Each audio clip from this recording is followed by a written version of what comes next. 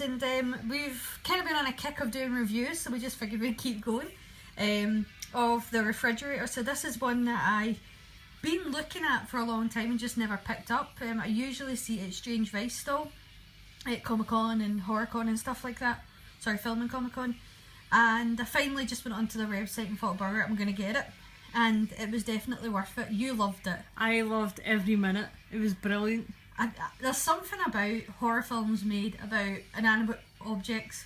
Like the washing machine. Killing people. Well, the washing machine doesn't technically do the killing though. Fair enough. But the refrigerator does do the killing. So basically the refrigerator is... It starts off like a scene from Street Trash, because you see like this horrible, gross, and there might be spoilers here, horrible, gross, like fat man clearly taking a prostitute up to his minging apartment in New York, and it looks disgusting. It's funny how a lot of movies really do make New York look awful, and then there's some that try to make it look good. But I'm sorry, I'm trying to find a bit of thick glare. There we are. So then they have awful looking sex, and she then gets eaten by the refrigerator, and that is your opening scene to this movie. You then start to follow a young couple who are leaving the countryside to move to New York because she's an actress and he's got himself a big corporate job. But I think that I got the impression that they were living at home with their parents at the time, and then they were finally getting to move out and be together. Yeah, and they think that they're basically hit the lucky streak when they find this apartment with stuff left in it, and for whatever reason a guy accepts a really low rent payment from them, and they think like it's a dream come true that they've found this and move in, and then obviously bad things happen. Now this movie's absolutely crazy because throughout the movie there's flashback sequences with her and her mum that's not explained in any sort of form. I don't really know what they wanted us to think of it, those flashbacks, but they were there. There's also sequences where they open the fridge and there's like many people. It's like it's the only way to describe it, talking to them. It only happens to the man though, because the husband. It likes him, so he gets to see nice things in the fridge, like, oh, here's some pancake mix, or here's a full carton of milk, whereas she doesn't get to see any of the nice fridge stuff. I'll go with so you can hear you. Awful far away. I didn't realise I was so far away. But she doesn't get to see any of that. It's like the fridge likes him. It doesn't like and her. He becomes not obsessed with the fridge, but he starts really to kind of become the fridge. He really likes the fridge, whereas she doesn't. She has a horrible feeling There's about also it, and the fridge doesn't like her. Gay plumber in this. I know that's like incorrect, but he does. It looks like he's just stepped out of the Village People. Village People meets Super Mario. Meets Super Mario, yeah. Which, I'm not going to say it, but at the end you realise he's not that way inclined at all. He just looks very... who ends up being the superhero, like comes to save the day. But there's a really awkward sex scene in this as well, where he wants to perform sex in front of the refrigerator. With the door open. With the door open. So the refrigerator can see everything and enjoy it all. But the best bit of this movie is the ending, because it builds up quite a bit and there's a couple of kills but nothing like crazy, but the end sequence is almost like Maximum Overdrive trauma style. It's the only way I can really describe it.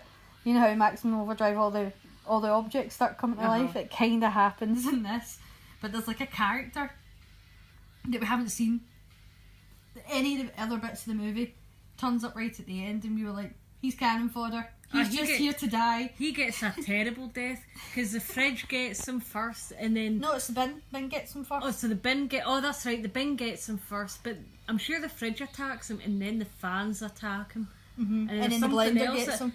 Something else attacks him, and the guy just ends up a mess. And there's a mad psychic in this that can't talk normal. She talks in poetry. And to be fair, I was quite happy when she kicked it. But cause I think the moral of the tale of this film is to not treat your kitchen appliances like shit. Be nice to them. No, I think the moral of this story is if you move in somewhere and there's a fridge or any sort of appliance left behind that magically brings things to it that you think of, like, I want a carton of milk, and then it suddenly appears, there's probably something wrong with that. No, what you do is you go up to your wardrobe, get a coat hanger, and you fish it out. You don't stick your hands in. milk. But I think You get free milk. You get free food. free pizza. Sorry. If anybody knows us, that's from Knock Knock. I know it's Knocked Up. It's from Knock Knock. Free pizza, man.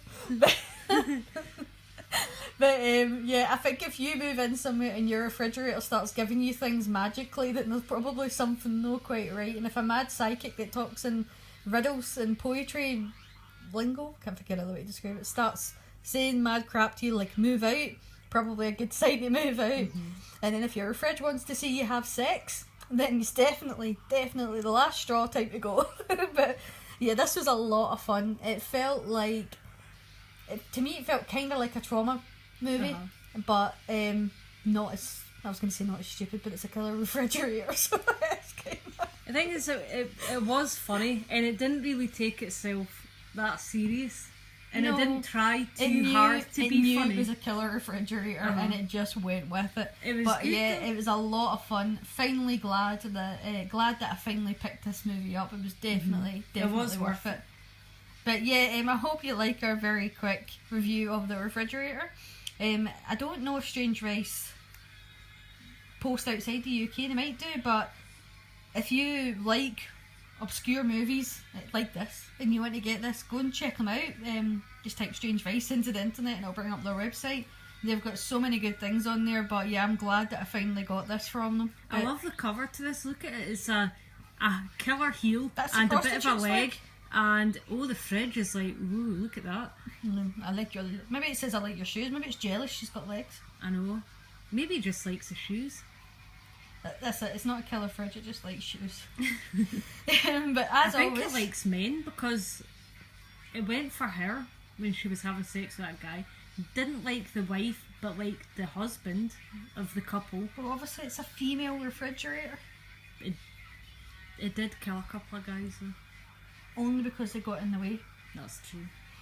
As always, thank you for watching. Please like and subscribe if you have seen The Refrigerator, or if you have seen any movies about killer objects or appliances that you think we'd like to watch. Please let us know.